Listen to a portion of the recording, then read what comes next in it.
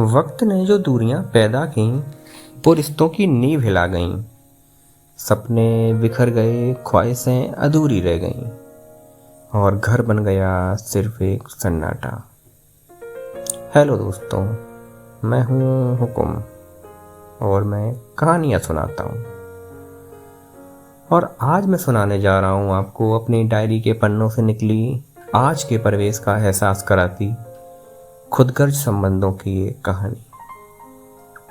रामकृष्ण जी एक ईमानदार बैंक कर्मचारी थे। उनकी जिंदगी संघर्षों से गुजरी थी। उनकी पत्नी सुशीला उनके साथ हर कठिनाई सहकर साथ चलती थीं। उनके 3 बेटे थे, अमन, विक्रम और रवि। रामकृष्ण जी ने बचपन से ही उन्हें ईमानदारी, मेहनत और परिवार के महत्व की शिक्षा दी।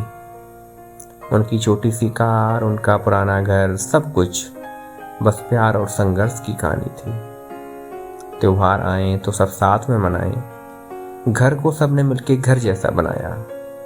हर छोटे छोटे पल को बड़े प्यार से साथ में बिताते। समय के साथ बेटों ने अलग अलग रास्ते पकड़ लिए।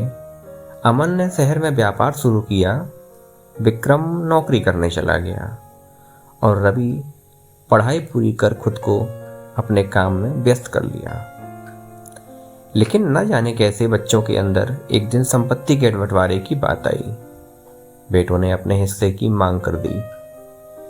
पिताजी, अब हमें अपना हिस्सा चाहिए, हम अपने परिवार को खुद संभालेंगे, अमन ने व्यावसायिक अंदाज में कहा। यह सुनकर विक्रम और रवि ने भी सहमति दे दी। घर के बैठक कक्ष में खामोशी छा गई। बड़े बेटे अमन ने बड़े गंभीर स्वर में कहा, पिताजी, अब जब हम बड़े हो गए हैं और अपने अपने परिवार की जिम्मेदारी भी उठाते हैं तो हमें हमारा हिस्सा चाहिए। हमने बहुत कुछ सहा है, पर अब हम अपना भविष्य बनाना चाहते हैं।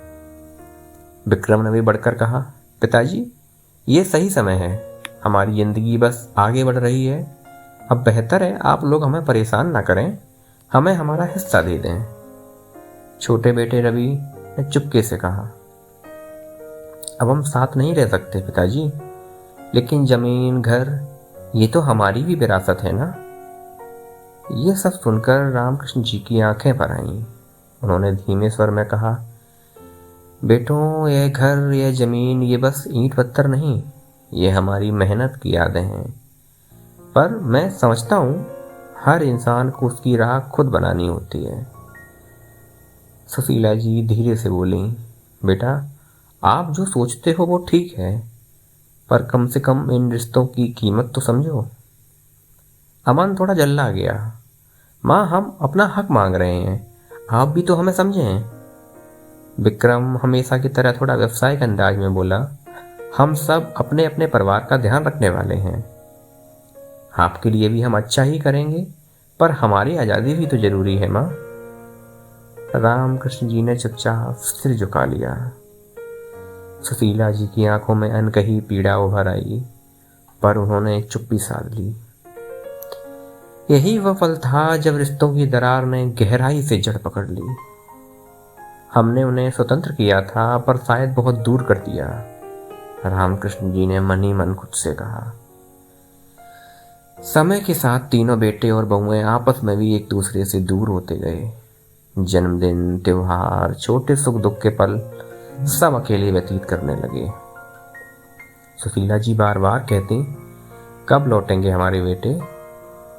रामकृष्ण जी चुपचाप मुस्कुराते, पर आंखें हमेशा नम रहती। एक दिन रामकृष्ण जी ने झिझक कर अपने बेटे अमन को फोन लगाया, लेकिन अमन ने फोन उठाते ही बोला, पिताजी, अभी मैं व्यस्त हूँ, फिर बात करता हूँ।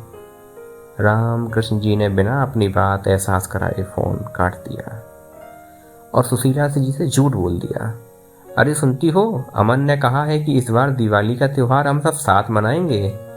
लेकिन दिवाली आकर चली भी गई और आया तो वही फिर महीनों का सन्नाटा।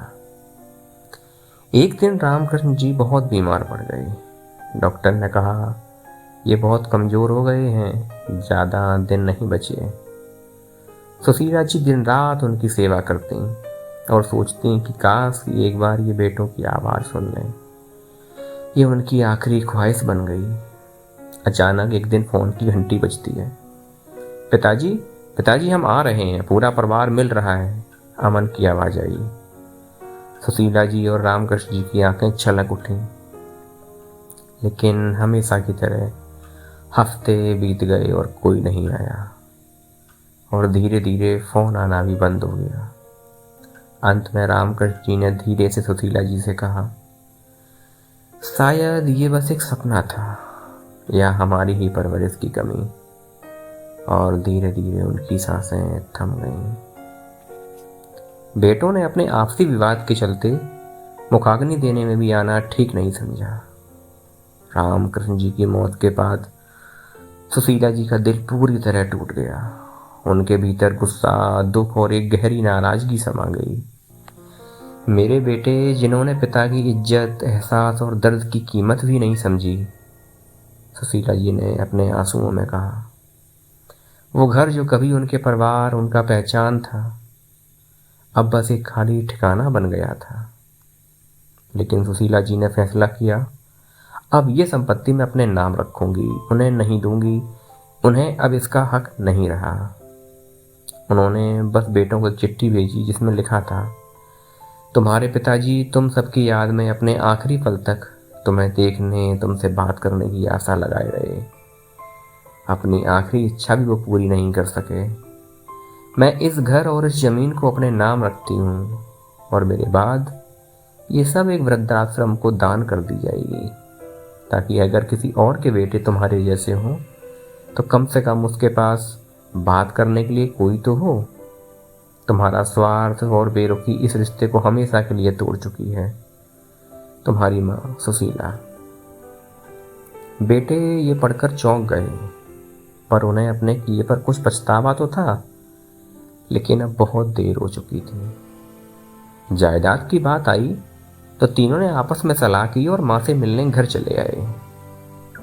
सुशीला जी ने तीनों को देखा तो गुस्से से अंदर घर में चली गईं। उनके बचपन के खिलौने, उनका स्कूल बैग, उनकी कुछ यादें जो अब तक उन्होंने संजो के रखी थीं, वो सब उन्होंने उनके सामने फेंक कर उनके मुंह पर दरवाज़ा बंद कर लिया। लड़कों ने चुपचाप ये सब देखा और अपना रास्ता चुना और वापस चले गए। अब सुशीला जी हमेशा हमेशा के लिए अकेली थीं। हर दिन रामकृष्ण जी की यादों में आंसू बहाती। साथ की कुछ महिलाएं उन्हें ढांढस बंधाती, लेकिन उनके दिन, उनकी रातें सिर्फ खामोशी और अधूरी ख्वाहिशों के बीच रह गई थी। काश रामकृष्ण जी आखिरी बार अपने बच्चों को देख पाते। यही सोचते सोचते सुशीला जी ने भी अपनी एक दिन आंखें बंद कर ली, लेकिन वक्त ने उनके सपनों को हमेशा के लिए अधूरा छोड़ दिया। दोस्तों, वक्त हमेशा एक सा नहीं रहता।